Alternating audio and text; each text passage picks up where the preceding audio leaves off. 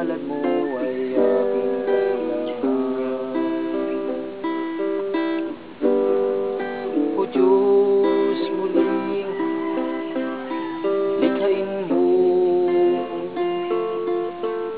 maging dalisay ang puso ko. Huwag bawin ang Santong Espiritu. Kaligalasan sa buhay ko. Panginoon, ang pagsamo ko, ako nawa ay tulungan mo. Mga pagsubok na makayanan, pagkasabay na